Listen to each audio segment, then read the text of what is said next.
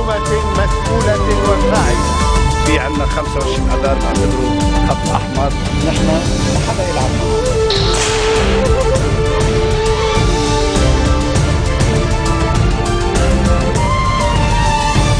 Good afternoon and thank you for joining us on FutureTV on this first of the year. I'm Lina Tamim and these are today's top stories. Lebanon's Defense Minister Fayez Ghusn denies having confirmed the arrest of Majid bin Hamad al-Majid, a Saudi man who allegedly leads a group linked to Al-Qaeda. South Sudan's government and rebels are set for New Year's Day peace talks in Ethiopia's capital of Addis Ababa to trash out a ceasefire to end weeks of bloodshed.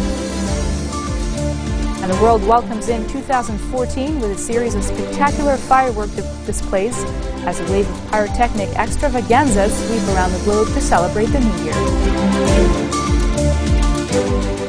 Lebanon's Defense Minister Fayez Ghusn denies having confirmed the arrest of Majid bin Hamad al-Majid, a Saudi man who allegedly leads a group linked to Al-Qaeda, which operates throughout the Middle East. Media reports say Majid has been arrested by military authorities in Lebanon, a claim confirmed by U.S. sources who say the Lebanese armed forces have recently captured the leader of the Abdullah Azzam brigades. No further details on the circumstances in which he was captured were offered. Abdullah Azzam brigades claimed responsibility for the November 19th twin suicide bombings, which targeted the Iranian embassy in Beirut. The explosions killed at least 23 people and left more than 100 injured. The man, who had lived for years in a Palestinian refugee camp before leaving for Syria a month ago, where he allegedly pledged allegiance to the leader of the Nusra Front, one of the most violent groups fighting to oust the government of President Bashar al-Assad. Maronite Cardinal Bshar Adai urges President Michel Sleiman to ensure that the election for the next head of state takes place on time, and thanked Saudi Arabia for pledging $3 billion to help bolster the Lebanese army. Sleiman has insisted on a timely presidential election before his 6-year term expires on May the 25th of this year. He also insisted on the formation of a new government before he leaves office. Adai also thanked Saudi Arabia for pledging $3 billion to the Lebanese army, which he says should serve as an opportunity for political rivals to end the political impasse in the country. He also expressed hope that the Saudi aid will provide an incentive for Lebanese initiatives to help deal with the nerve-wracking economic and political situation. A woman was killed and 3 people were wounded when a Syrian airstrike on the outskirts of Al-Assal targeted a car carrying Syrian refugees. Officials say a Syrian warplane fired 1 rocket into the car carrying the refugees from the Syrian town of Jarajir. The 3 wounded were headed to Arsal at the time. Today's raid was the 2nd attack by the Syrian air forces this week.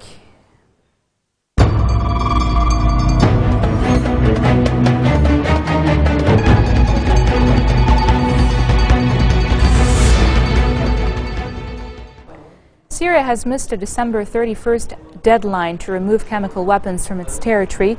Ships waiting to remove the weapons have returned to port in Cyprus. Syria was supposed to have removed part of its chemical weapons arsenal for destruction on Tuesday, but Syria's Prime Minister Wael Nader al-Hal'i said security concerns and bureaucracy had caused delays in transporting the weapons to the Syrian port of Latakia. International inspectors insisted the overall mission was still on track as Scandinavian ships continued training exercises off Cyprus in preparation for transporting the toxic cargo. The delay comes as the Syrian Observatory for Human Rights said more than 130,000 people had been killed since the conflict began in March of 2011, with the overwhelming majority caused by conventional arms. Furthermore, prospects for a peace conference slated for next month appear to dim further, with Syrian media reporting the delivery of invitations to the meeting had been delayed. And coming up next, Dubai appears to have broken the world record for the largest fireworks display of all time this New Year's Eve. Stay tuned.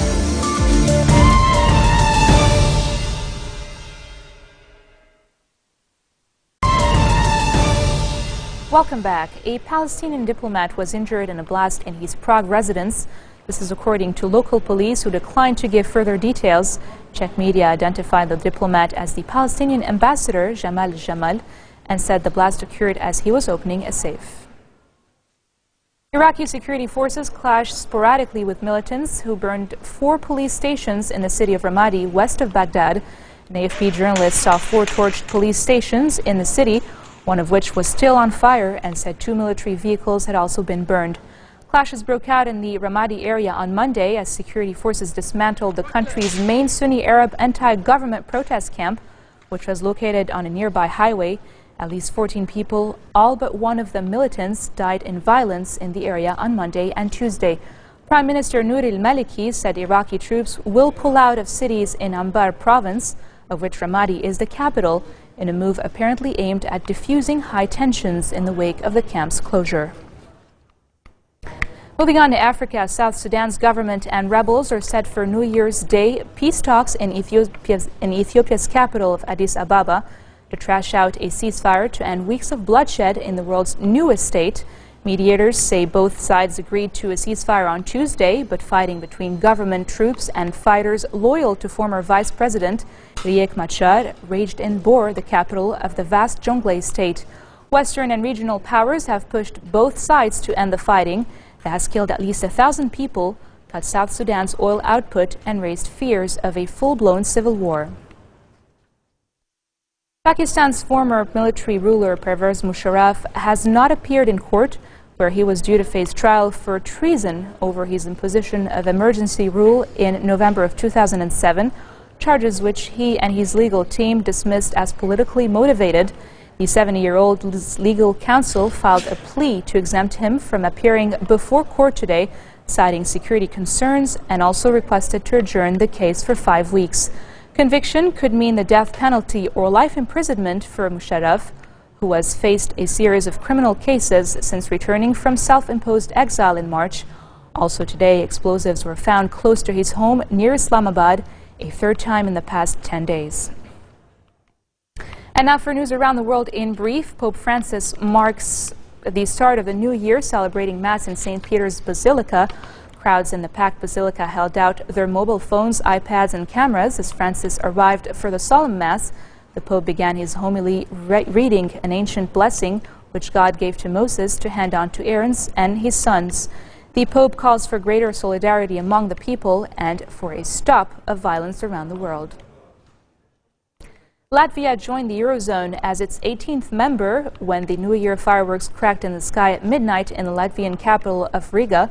As part of celebrations marking Latvia's entry into the single currency bloc, Latvia's acting prime minister withdrew a euro banknote from a bank ATM.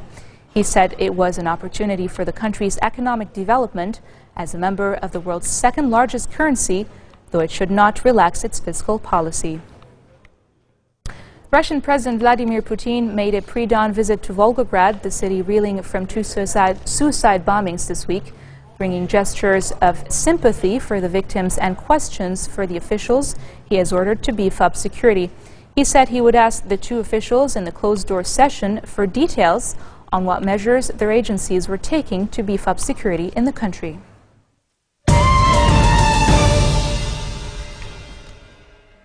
The world welcomed in 2014 with a series of spectacular fireworks displays as a wave of pyrotechnic extravaganza swept around the globe to celebrate the new year. Europe joined in the party with a giant salvo in London after Sydney got the ball rolling ahead of Asia with a dazzling display. Huge cheers in London went up as Parliament's clock tower chimed in 2014. People packed the banks of the River Thames to watch the pyrotechnics at the London Eye observation wheel. Berliners partied at the Brandenburg Gate, while hundreds of thousands in Paris thronged the Champs-Élysées. Thousands of Muscovites enjoyed a huge firework display in the Russian capital. Temperatures were above zero, unusually for the time of the year, but it seemed the fireworks, which were set off in the sky above the Kremlin, St. Basil's Cathedral, and Red Square, provided ample compensation. In China, Hong Kong's skyscrapers were lit up by a dazzling 8-minute pyrotechnics show fired from a 1-kilometer line of barges. Hundreds of thousands of revelers brought in 2014 on Rio de Janeiro's famous Copacabana beach by watching a huge fireworks display light up the bay. Although estimates vary, organizers say more than 1 million revelers packed the iconic beach, and in the U.S., about 1 million people gathered in New York to watch the traditional New Year's Eve ball drop over Times Square.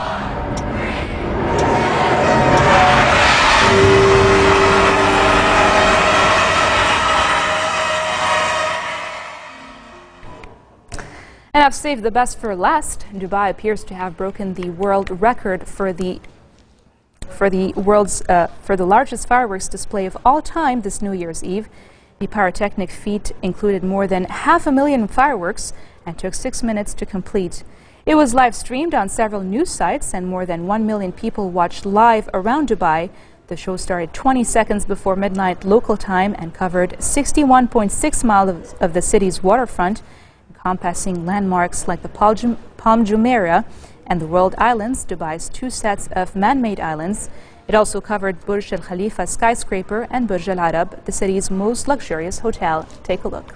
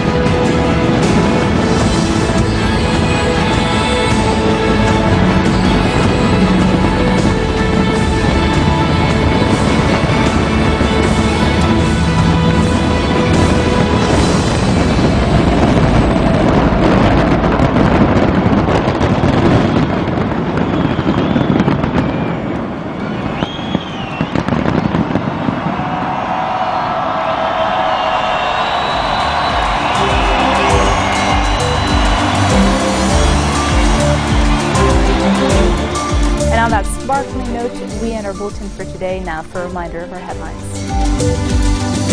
Lebanon's defense minister Faiz Ghassan denies having confirmed the arrest of Majid bin Hamad al-Majid, a Saudi man who allegedly leads a group linked to Al-Qaeda. South Sudan's government and rebels are set for New Year's Day peace talks in Ethiopia's capital of Addis Ababa to trash out a ceasefire to end weeks of bloodshed. And the world welcomes in 2014 with a series of spectacular firework displays as a wave of pyrotechnic extravaganzas sweep around the globe to celebrate the New Year. Those are your New Year's headlines from us here at Future Television. I'm Linda Tanim, and on behalf of our team, I'd like to wish you all a happy and peaceful 2014.